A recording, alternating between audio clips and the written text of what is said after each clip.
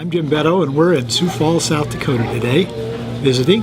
And apparently I'm here because I'm working in rural development, small town. About 7 years ago, 5 of us started a not-for-profit called the Rural Learning Center.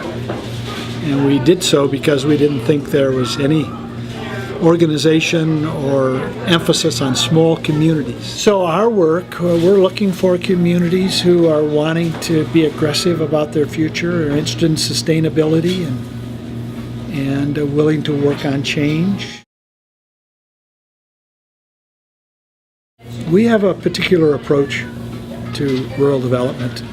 We're really interested in what I would call transformational change. We're really going to have to change significantly who we are to be sustainable. We'll help you try to discover the right questions that you need to ask yourselves, and then help you hopefully start a process to find your answer, because your answer in Corsica is not in Howard, South Dakota. We hope to get people to rethink about how their towns work or don't work. We tended not to invest in our businesses. We just took them for granted. So there was really not much of a concept of business transfer. So Alice and John had the grocery store, and they were 30, and then they were 40, and then they were 50, and then they were 60, and nobody was really paying any attention because there wasn't much of a feeling that that's our problem. You know, it's a private deal. They own the grocery store. And so there was no succession planning or no attempt by community to say, okay, how are we going to help them hand this off for the next one?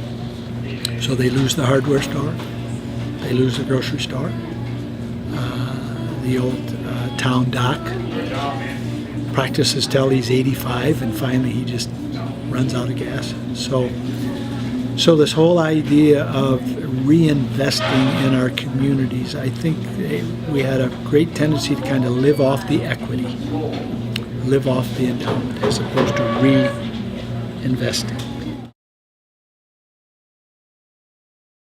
We quit building houses, and now people are waking up saying, you know, if we don't do something about housing, we got no shot. What we're trying to get them to is think about how you would like to reinvent your housing to create community engagement and community involvement, because the natural thing is, well, let's just buy a little land on the edge of town and we'll put a housing development out there, and it's probably totally disconnected to the community in general.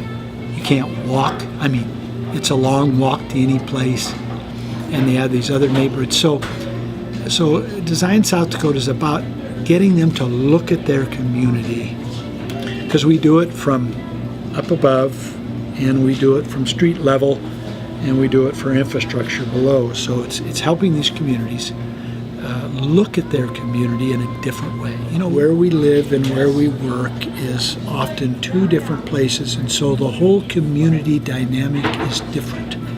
If people are getting up in the morning and driving away, and maybe they're grabbing some stuff where they work and bringing it home, or they don't get home till 7 o'clock, it's a very different dynamic in terms of how people interact with their community. But you're trying to find out what are the characteristics of that area, what's the history of that area. So it calls for a paradigm shift in our thinking, and beginning to try to look at a way of saying, what are our assets in general, how we can develop them. We call it Design South Dakota. And we put together a team of architects, city planners, engineers, community developers, etc. And a community will invite them in, and the community goes through a process of sharing their visions about the future, and then this team depicts that. It's been 4 days. Then they develop all these boards and images of the future. The impact of the boards is quite interesting because it gives them something tangible. It shows them a picture of what might be, because the team then will begin to imagine, you know, what Main Street might look like. And asking people, what are you looking for? What do you think? And so then they create these images. And so we look for that as kind of a leverage to spawn some creative thinking. What happened in Howard is that there was a high school business teacher there by the name of Randy Perry, who very successful coach, very successful teacher. One day the phone rang at Mitchell High School, and some professor at South Dakota State, about 60 miles away from Howard, said, we're going to start, this is in the mid-90s, we're going to start a reading group on what's happening to rural America. Anybody want to come? So Randy said, I'll go. What he intellectually discovered then, with his mind, he said, wait a minute, this is Minor County, this is Howard, South Dakota, this is what's happening to us. He had a emotional response in which he said, if I go on with my life and I just teach, and I had a little drive-in he ran, and I go fishing every weekend, and I'm kind of enjoying all this, if I'm not getting involved in solving these and coming up with solutions, then my fingerprints are on the problem. He said, I feel like this is what I need to do. And he left the high school and started this little rural movement. And of course, here we are 15 years later. Phenomenal. We're going to build a $8 million rural learning center. They've reinvented the economy around the wind industry. It was the first small community in South Dakota to have a turbine. My own personal view of the recession and where we're at is kind of like what you talked about. I think it's a chance for us to reboot our country. I think we got off track to a certain extent. I'm not some big reactionary overreacting, but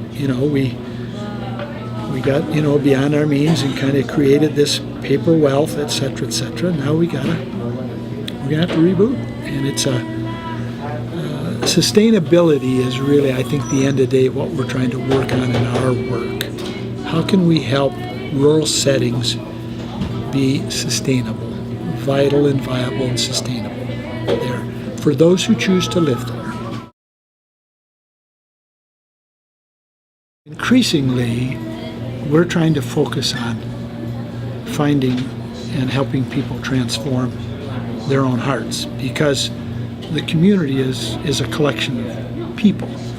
And if their hearts and minds don't individually change, the community won't change. More and more, it seems to me that what happens is at first individuals have to change in their own heart, and then if that happens, the community will change.